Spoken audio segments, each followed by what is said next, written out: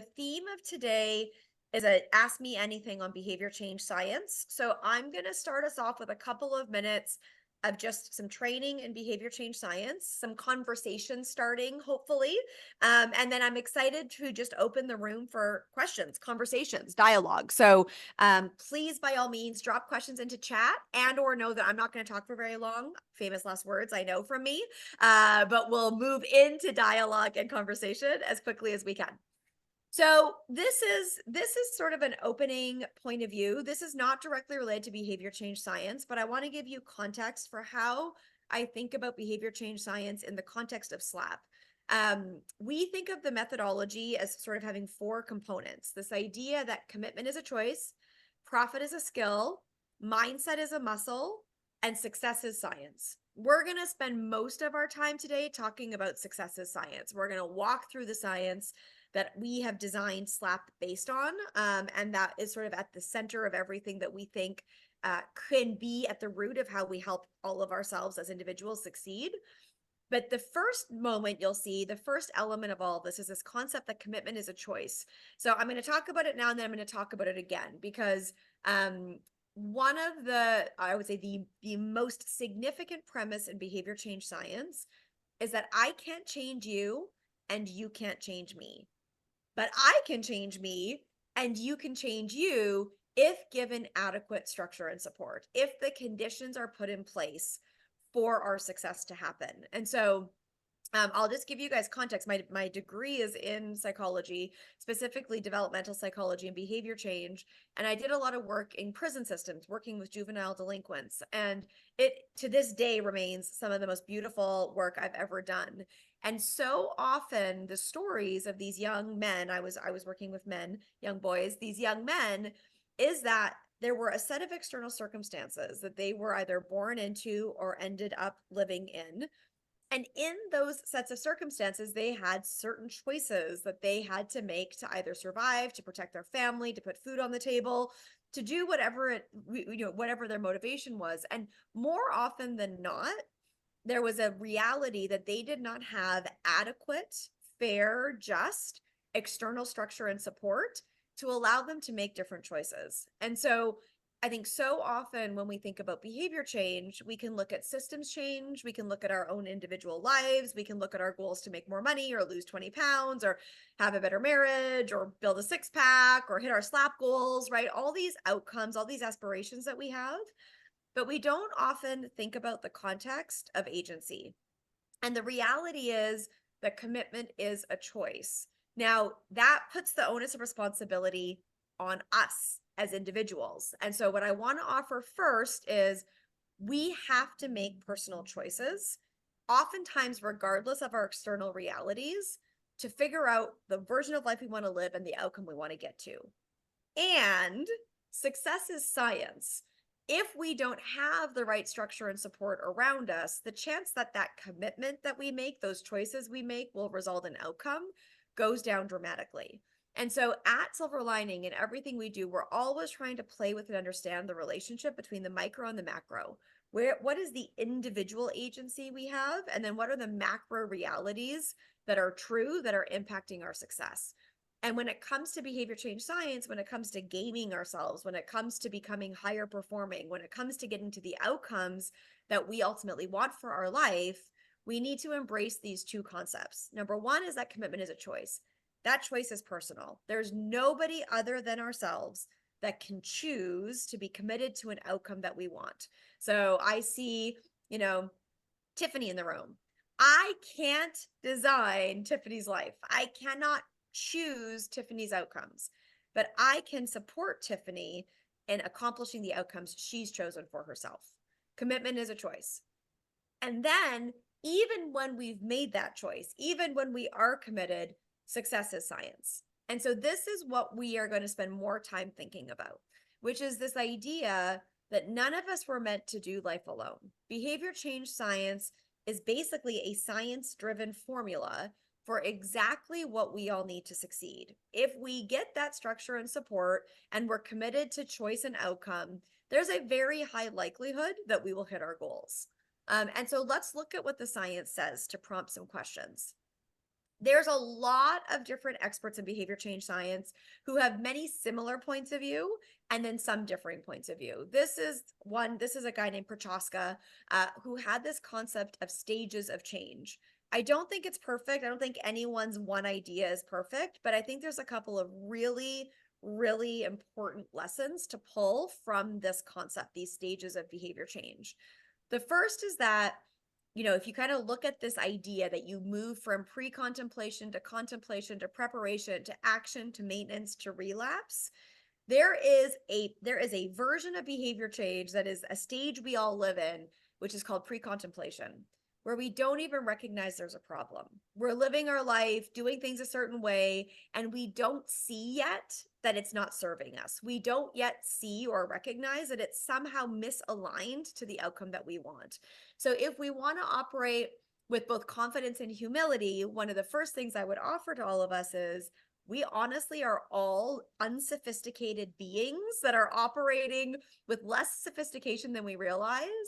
And we all are operating in some level of pre-contemplation all the time. There are problems in our behavior that we don't even know are true because it's just the way we've always done it, or it's what we've been trained, or it's what we learned from our parents, or it's what society tells us to do. And so if we operate with this idea that we're probably all in pre-contemplation on any number of behaviors at this point, it opens up a sense of curiosity. It should not open up anxiety or concern or worry. What I hope it opens up is curiosity.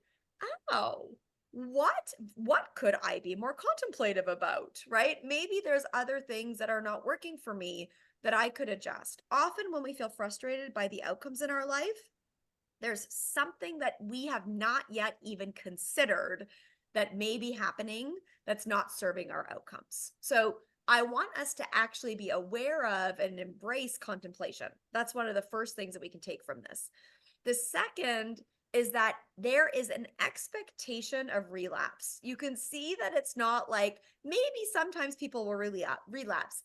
The final stage of behavior change is relapse. And so we can usually get ourselves to action with maybe a combination of therapy and motivation, right? Maybe you have a breakthrough at a therapist, or you had a great dinner with a friend, you get to some level of clarity, you're motivated. You go buy the Fitbit because you want to start walking more steps, right? That is moving into action. You do a thing, you make a definitive change. The hard part is not getting into action. The hard part is maintaining a new behavior over time.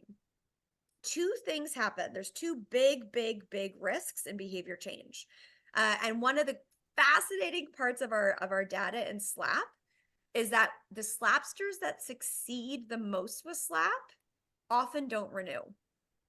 Think about how crazy that is, right? That's like saying, okay, I hired a personal trainer, I got my six-pack, I can stop working out, which by the way is what most people do, right? I joined Weight Watchers, I lost 40 pounds, it worked, I don't need my Weight Watchers anymore. We constantly and consistently stop the things, we end the structure and support that got us the outcome we wanted, which is the opposite of what we need to do maintain it. So the analogy that I would give you is if your goal was to build a six-pack and you took action, you hired a personal trainer, you did, 100 push-ups every day, you did everything you needed to do to get a six-pack. If you stopped doing those behaviors that got you the six-pack, if you did not maintain those same behaviors, what's going to happen? You will lose the six-pack. It's a guarantee, right? It will go away. So we are, for some very frustrating, sad, annoying reason, we as humans are designed, our natural instinct is to stop the behaviors that actually get us the results that we want. That's why maintenance is so hard. That's why we stop and start so often. That's why we finally succeed and then we feel like we go backwards. That's why our marriage gets better and then it takes a turn for the worse. That's why we get healthier and then all of a sudden we fall off the wagon. That's why we stop drinking or stop smoking, but then we go back to those behaviors because maintenance is against our natural instincts and relapse is expected. A full or partial return to previous behaviors. And so our job, if we want to be excellent at basically gaming ourselves, is to be curious and humble enough to assume we're in pre-contemplation. We don't even know. There's things about our behavior we don't even know that we should be modifying.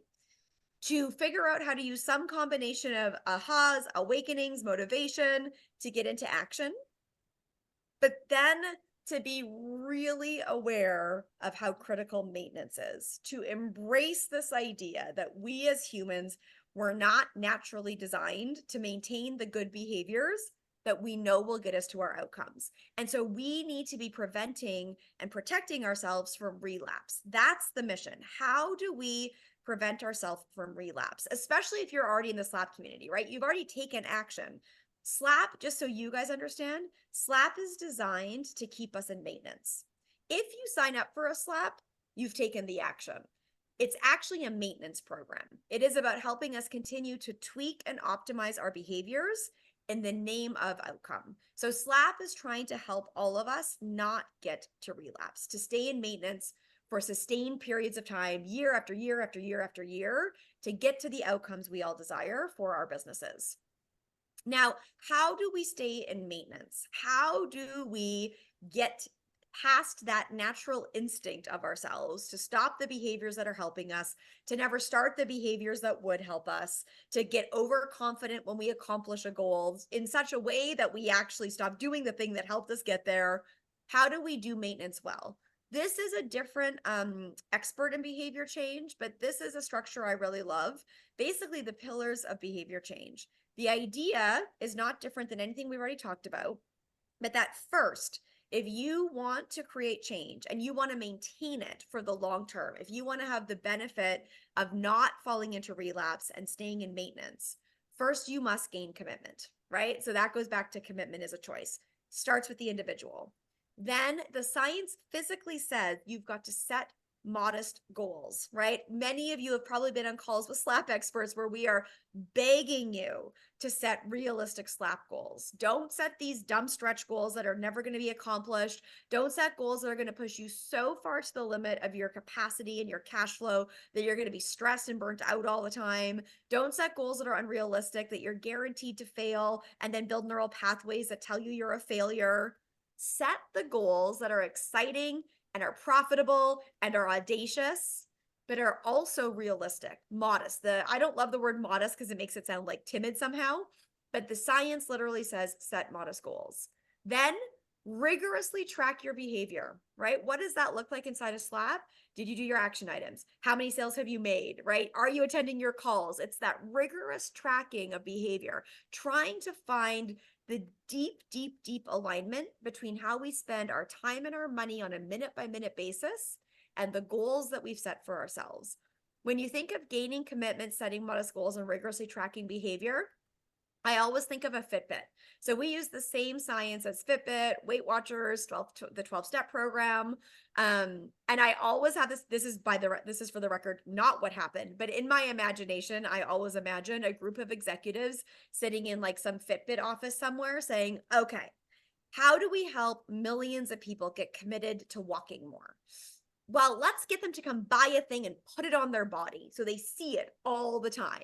Okay, now how do we help them set a modest goal? How do we help all these humans that have no idea what the right amount of walking is? You know what? Forget it. They're never going to set good goals. We'll just tell them it's 10,000 steps. We're going to set the goal for them. We're going to do 10,000 steps.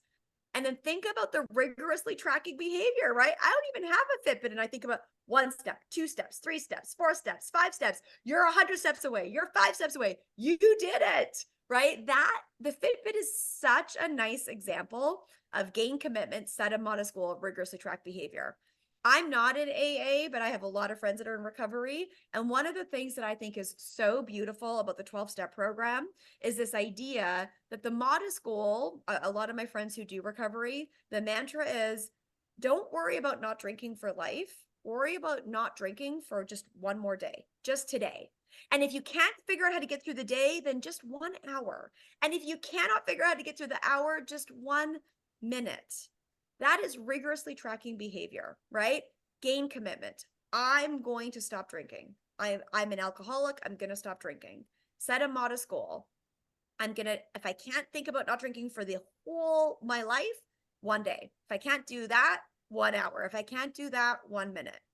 And then the rigorously tracking of behavior is, I love that, again, for the views you don't know, when you're in AA, you get like badges, sobriety badges. So you get, I think they're like buttons. So I've been sober for 1 day, 1 month, 1 year, 2 years. And that is that rigorously tracking behavior. Think of Weight Watchers. You sign up for Weight Watchers. You set a modest goal. I'm going to lose 27 pounds in the next 14 weeks. Rigorously tracking behavior. Every single day, you get on a scale, you track your weight, you track the food you eat, rigorously tracking behavior. Every single behavior modification program follows some combination of this. SLAP, you sign up for SLAP, you set your SLAP goal, you rigorously track your behavior. This is the beginning of the formula. Now, why doesn't behavior change science work? There's usually one of 3 reasons. You're not really committed to the outcome.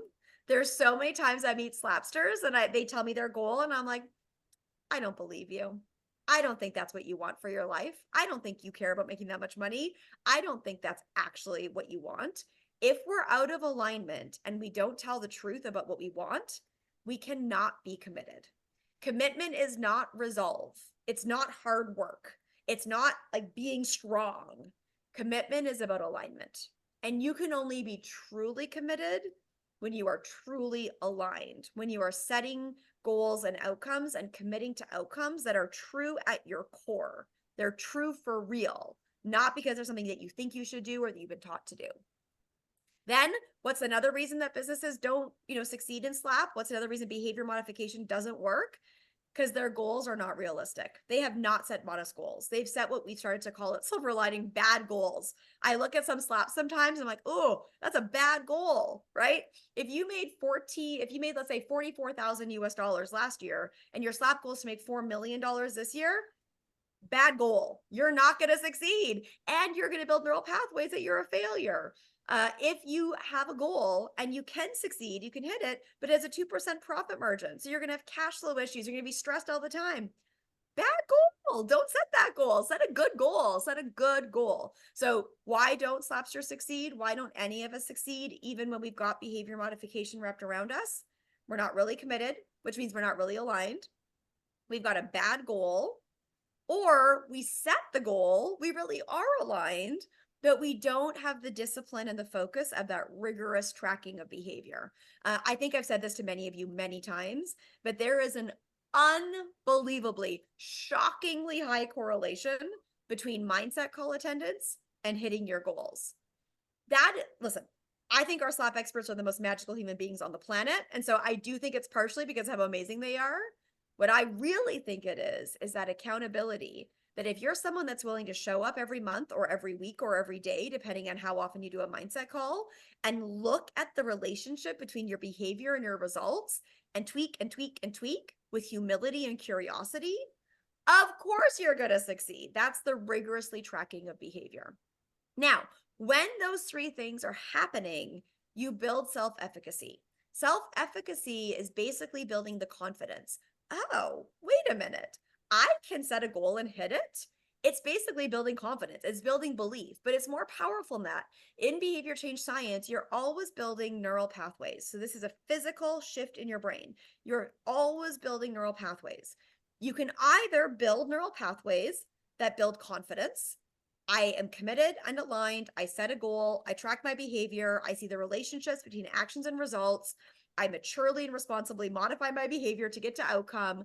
I can succeed. And those neural pathways literally start to believe you can succeed. And that applies to everything in your life, right? What do they always say? People who get really fit, all of a sudden often have all these other benefits in their life. People who hit their financial goals have better marriages. That's not because they have more money. It's because they're learning the habit of success. Their neural pathways are being built, building efficacy. But what happens if you set a goal that you're not really committed to?